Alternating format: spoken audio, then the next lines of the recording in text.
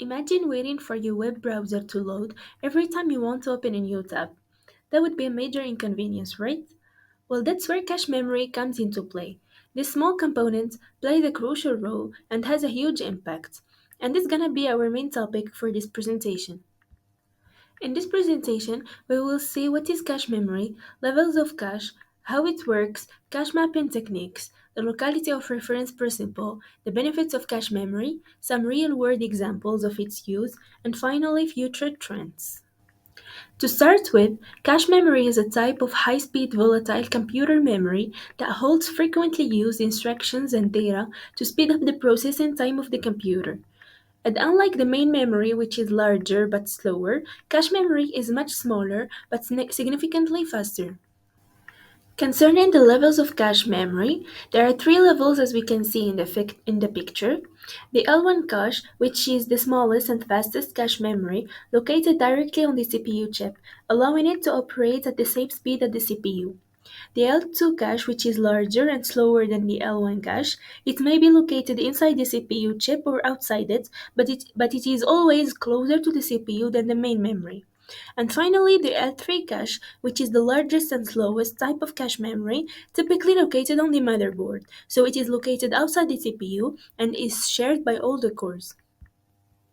And to better grasp the concept of different levels of cache memory, consider L1 cache as a small pocket right on your clothes.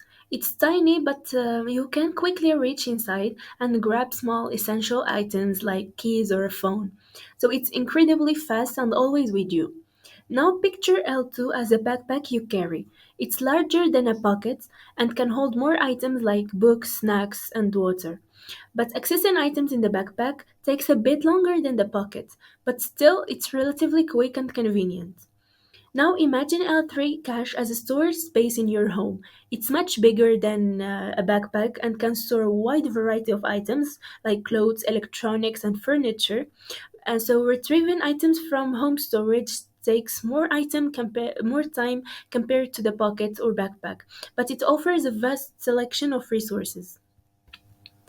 Now we will explore how cache memory works. As we said before, cache memory temporarily stores information, data, and programs that are commonly used by the CPU. So when data is required, the CPU will automatically turn to the cache memory looking for that data. When data is found in cache memory, this is called a cache hit. However, since cache memory is much smaller than the RAM, the data it stores is only temporary, and so it may not hold the information that the processor needs. When the cache does not have the processor's required data, this is called a cache miss, and in this case, the CPU will move to using the RAM. So, continuing talking about how cache memory works, there is a cache memory mapping, which refers to the organization of data in computers' cache memory. So, there are several cache mapping techniques, each with its own advantages and disadvantages. So, the three main type of cache memory are direct mapping. So, in direct mapping, each block of main memory is mapped to a unique cache line. Second, we have the fully associative mapping. So in fully associative mapping, any block of main memory can be mapped to any cache line. And the last technique we have here is set associative mapping. So is a compromise between direct mapping and fully associative mapping. So it divides the cache into sets of lines, and each block of main memory can be mapped to only one particular set of cache.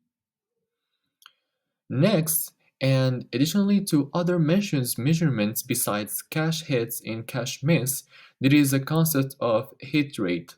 It is a percentage of time an element was found at a particular level. And these rates help us to compute the effective access time, which is the average time to get stuff from the memory levels. Relatively to the effective access time, there is a key principle that helps us to enhance it. It's called locality of reference. So it has two main types. The first type is temporal locality, means once executed or accessed, an element from a memory will be used again soon. And the second type is spatial locality, meaning that neighbors' data will be used soon. And when we got a miss, we bring in a group of things together, and then we'll have a group whole bunch of hits. So, how do we automate something like this? Well, one of the primary things that we do in order to make sure it is done probably in the hardware is to divide out memory into blocks. We break it into two pieces. We have part called the word ID bits, which is an element of memory that is what we are reading from that memory location. And the other part is the block ID bits. Those refers which one of the groups of words we are going to be referring to.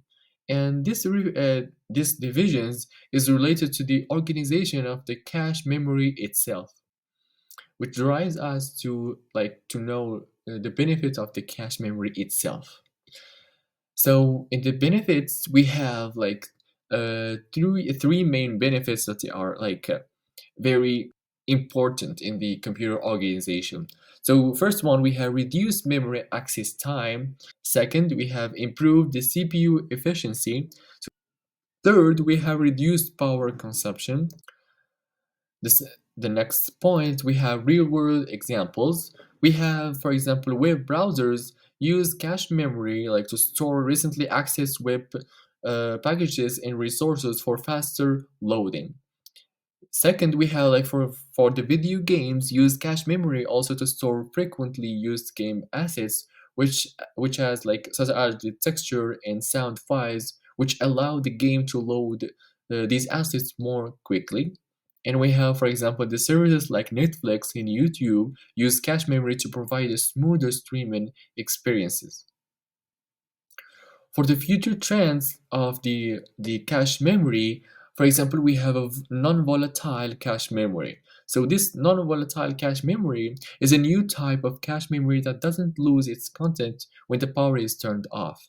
And this can be useful for applications that need to maintain states even when the power is turned off. Second, we have the 3D cache memory. So the 3D cache memory is a new type of cache memory that is stacked vertically. This allows for more cache memory to be replaced on a single chip, which can improve performance. And by this, it's a summary of our presentation topic. Feel free to ask questions about anything related to our topic, and thank you for watching.